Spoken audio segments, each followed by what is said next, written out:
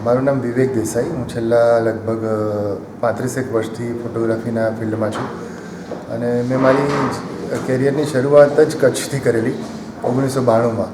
અને તે 1992થી લઈને 2026 સુધી અવિરત એ યાત્રા ચાલુ છે. અને એ લગભગ 32-35 વર્ષમાં જે ફોટોગ્રાફી કરી એ ફોટોગ્રાફના કોફી ટેબલ બુક પણ મેં કરી, કચ્છડો બારે માસ નામે.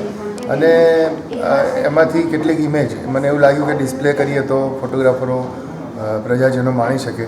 એ હેતુથી લગભગ 55 જેટલા ફોટા કચ્છના, જેમાં કચ્છના લેન્ડસ્કેપ્સ, કચ્છનું કલ્ચર, જુદી જુદી જાતિઓ, એના રીત રિવાજો, મેળાઓ, એ બધું મેં આમાં કેપ્ચર કરવાનો પ્રયત્ન કર્યો છે, ડિસ્પ્લે કરવાનો. અને લગભગ 55 ફોટા અહીંયા ડિસ્પ્લે કર્યા છે. આ એક્ઝિબિશન 31મી મે સુધી બપોરે 12 થી 9 વાગ્યા સુધી 7-8 ગેલેરી